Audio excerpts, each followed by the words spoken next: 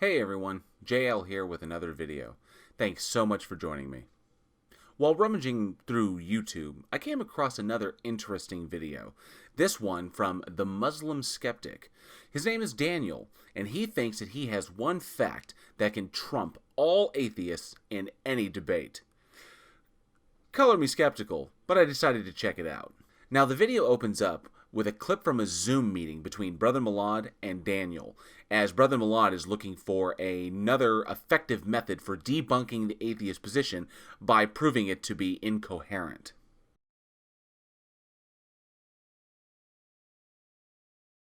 Do you think is another quick and effective way to show an atheist that their thought process about God and about organized religion is overall incoherent? For an argument to be incoherent, it is usually characterized by incomprehensible ideas and a lack of logical or meaningful connections. Often, incoherent interlocutors are disjointed. They will ramble or gish-gallop, and their arguments lack any real structure. They fail to understand the logical fallacies that they entrap themselves with and ultimately do their position no favors. That said, it must also be pointed out that Bro over here is projecting a bit. He is smart enough to know that his theistic position has no rational merit, its foundation being built solely upon the emotions of the adherent, emotions that, while they refuse to accept it, could actually be wrong. He knows he has no evidence to back up his claim, so he instead looks to attack atheism on the points that he disagrees with. Well, there are many different avenues that you can take. You can take the avenue of intuitions again, because if you're an evolutionist, this is how you can use their arguments against themselves. Fine, you want to accept evolution, you want to accept Darwin and Darwinism. Why do theists consistently bring up Darwin in evolution discussions?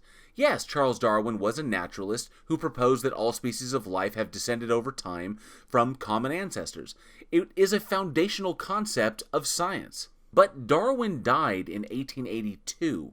The study and understanding of evolutionary processes didn't stop at his death. That's not how science works. That's not how anything works.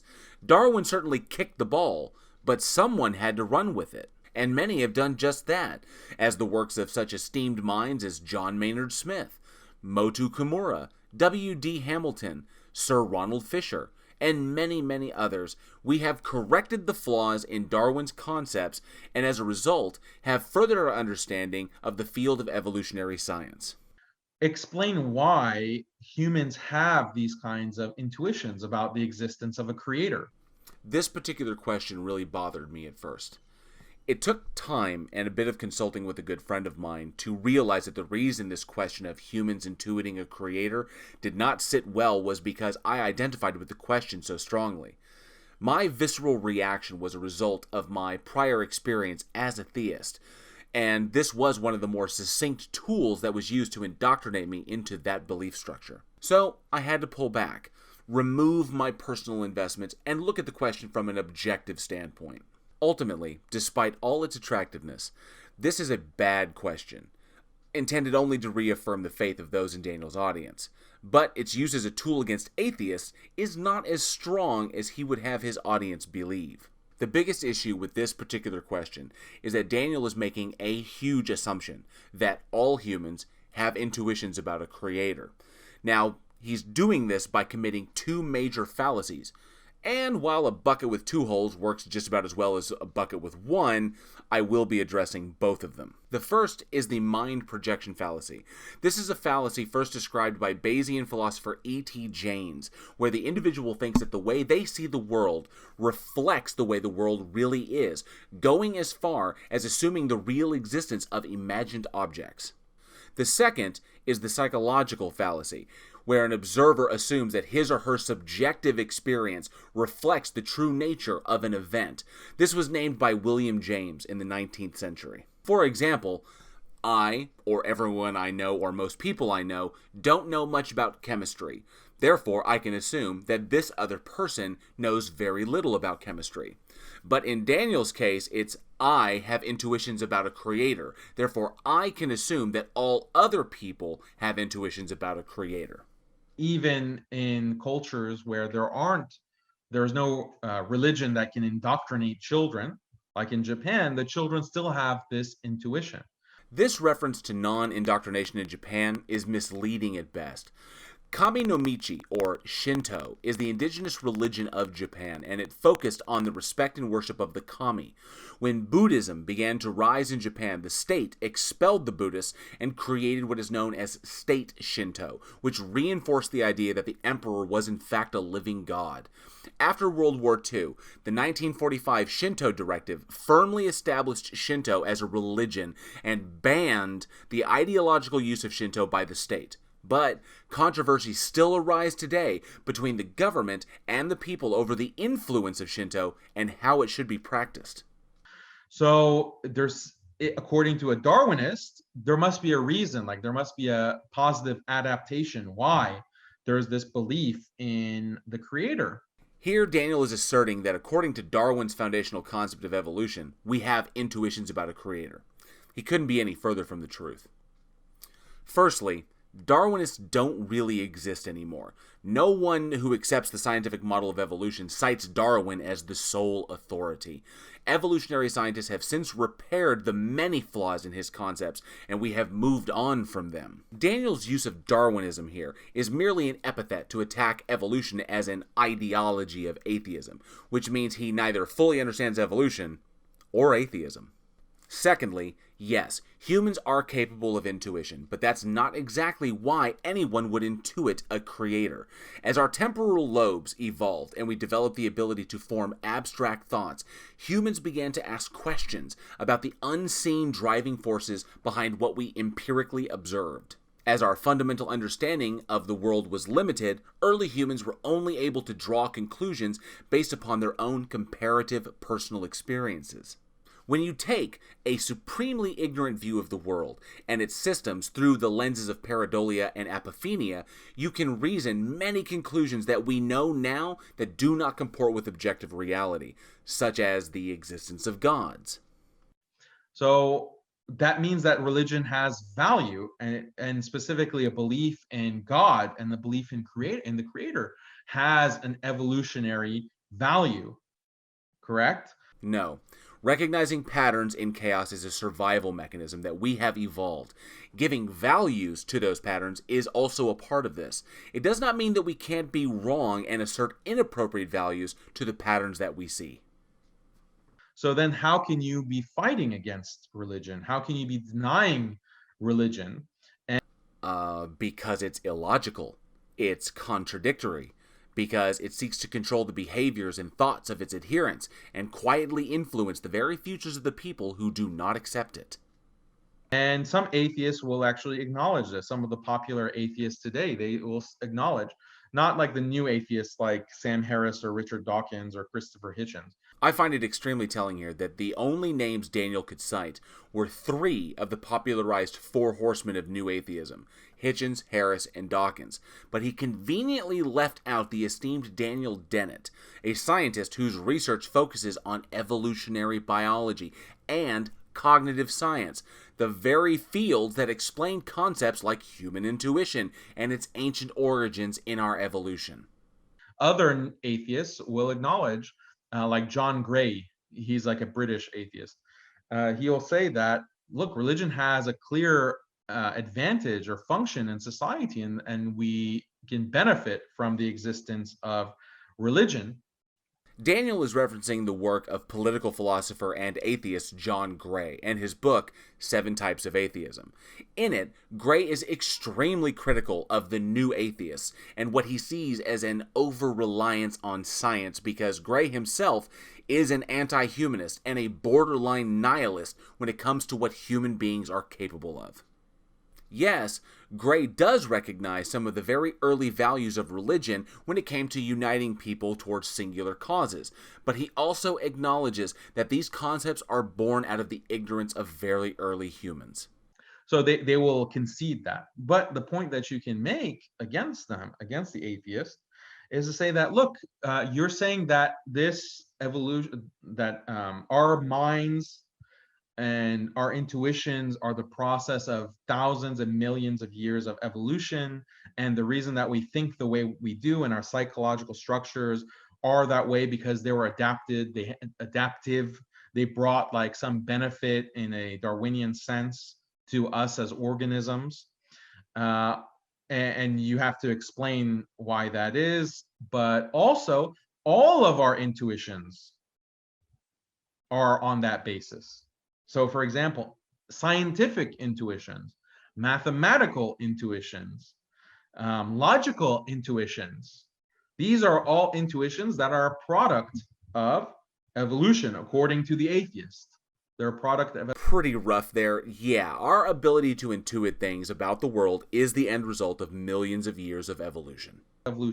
So on what basis can you prioritize the intuitions about logic, the intuitions about science and empiricism, the intuitions about math, the intuitions about like certain parts of morality, like the harm principle, like don't harm others, harming others is bad. These are all intuitions. This is a gross mischaracterization of the laws of logic. The laws of logic, physics, mathematics, etc., are descriptive, not prescriptive. They do not exist because of our intuition. Our intuition allows us to understand what is already there. But there's also this intuition about a creator. There's also all of these kinds of intuitions related to or associated with religion. So why are you, the atheist, squashing everything that has to do with religion and saying this is irrelevant, or this is bad for human beings, or this is like, it might not be bad for human beings, but it's kind of not as important as logic and science and reason? Many atheists don't attack religion. They have better things to do. Atheists like myself, we do attack religion because we have seen firsthand the damage that it does when it's used as a weapon to indoctrinate the ignorant or fleece the unsuspecting. Atheists have never attacked a person's right to believe what they want. It's when those beliefs openly call for the infringement upon other people's rights that we take a stand against it. Who is deciding that? Who decides which of these intuitions are priority, higher than or lesser than? That's because the individual decides what is important.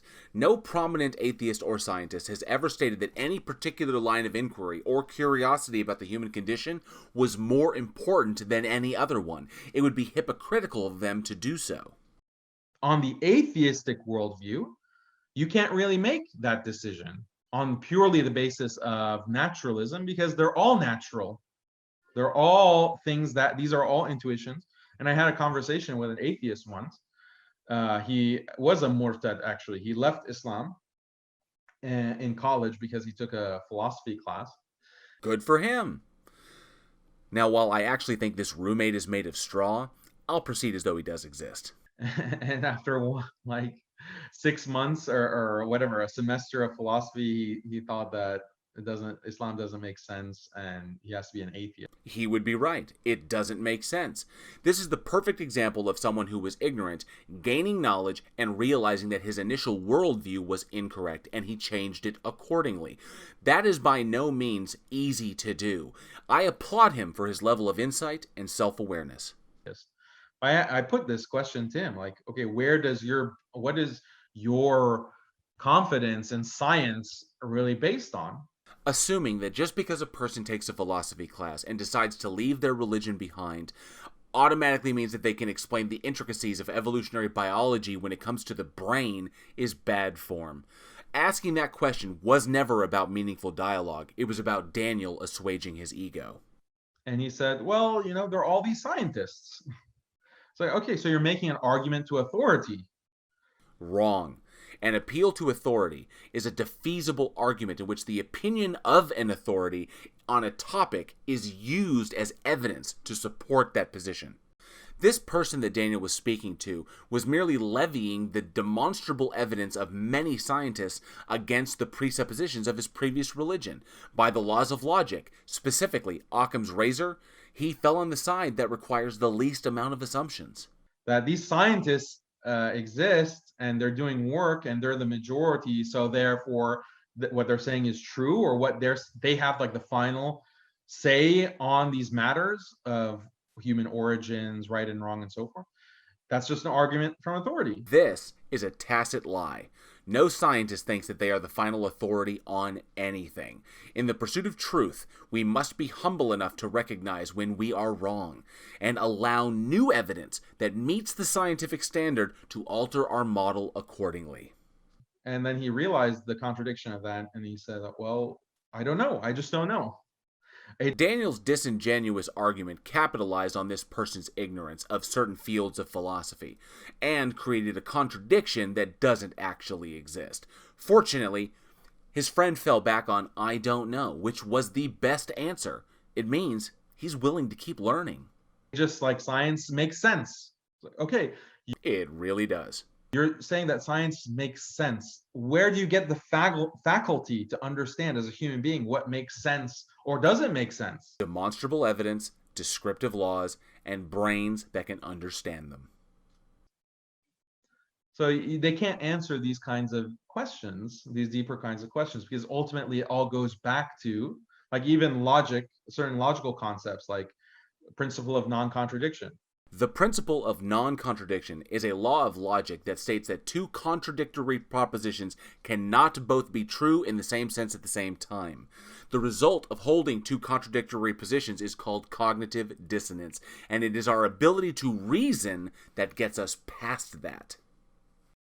Right? The most basic logical principle is ultimately going back to a human intuition. And if you're a Darwinist, that means it's something that's evolved. It means that it's something that has is in you as a human being because it's adaptive. It like benefits you in your reproduction somehow. Unfortunately, he's confusing intuition with instinct. Humans possess many instinctual behaviors, such as self-preservation, sexual, and social. Our Enneagram type is a strategy to help meet these instinctual drives. Our ability to intuit things about the world is a result of our evolved brains acting upon our Enneagram types. And they provide a story for that, like an evolutionary story for that. Well, okay, fine, but there are many other intuitions other than the principle of non-contradiction or whatever else, or science or math or logic-based intuitions. There's also intuitions about God. There are intuitions about creating. Once again, there is no intuition of a creator. That is Daniel's projection based upon Daniel's bias. A creator was posited as an answer for deeper questions about where do we go when we die, or what created the sun and the stars, when humans were extremely ignorant of the world. It wasn't an intuition of, it was a reason for. So on your own definitions, based on your own understanding of evolution, you won't be able to, you have to explain why those kinds of intuitions have to be discarded. They can be discarded because there is no evidence to support them. Obviously, as Muslims, we know that we don't accept the evolutionary explanation, but since they base everything on evolution, their entire conception of human origins and the universe as a whole, then we can use their own arguments against them. As Muslims, we know that Allah has given us a fitrah. Allah has given us a sense of that He is the creator, that He should be worshipped, that He is the provider of all good, and everything that we enjoy in this life is coming from Allah, and for that reason, many other reasons, we worship Allah. Those are intuitions that Allah has given us, just like other intuitions. Finally, we get to the foundation of his argument. Allah, or God for Christians, gives us these intuitions so that we can find and worship Him. This is categorically wrong in regards to science and is merely a circular argument that reaffirms faith. Humans intuit God because God gives the ability to intuit. Ultimately, his entire position is based upon the presupposing of a God, which he has no demonstrable evidence for, so he's forced to insert that God as an explanation for areas of science that he has no real understanding of. Other intuitions, but how does the evolutionist explain it? That's the question. Natural processes of our demonstrable reality. No gods needed. From here, Daniel just goes off into a complete misunderstanding of modernism and ignores the advancements of human understanding of our reality. And that's to be expected given his lack of understanding of the methodology of science, human evolution, and biology. Daniel's argument hinges on one simple thing: his presuppositions of a god, specifically the god of his religion, Allah. All of his ad hoc rationalizations are in service to this god. However, there is no evidence at all to support the existence of Allah or any god, and Daniel knows this. So he twists the more metaphysical aspects of logic and reason to suit his narrative. I have to admit, this video was extremely confusing. Daniel's arguments were all over the place, and he jumped from point to point without much coherency. I suspect it was because he was aware that at some point he was about to paint himself into a corner, and then he quickly jumped ships to avoid being called on it. This tactic is meant to muddy the waters of any discussion as much as possible, and take advantage of people who may not be as versed in logic, reason, and how our brains function as a result of evolution. But his questions are absolutely answerable by those who have studied these areas. No one versed in these topics would be stumped by them. And Daniel still hasn't addressed the one question that atheists constantly ask: when feelings and intuitions can be demonstrably wrong, how can you justify believing in something that you have no evidence for? Thank you so much for joining me today. I really hope you enjoyed the video. If you did, be sure to like, comment, and subscribe. I'd love to hear your thoughts and feedback. If you love horror films, you can also find me on the Week in Horror podcast, where I nerd out with my co-host about the finer details of our favorite film genre. I'm also a member of the Four Beardsmen of the Apocalypse, with Johnny O from The Plothole, Irish Demon, and PhD Tony. You can check us out rotating our channels every Sunday. Links will be in the description. As always, be safe, be excellent to each other, and I will see you next time.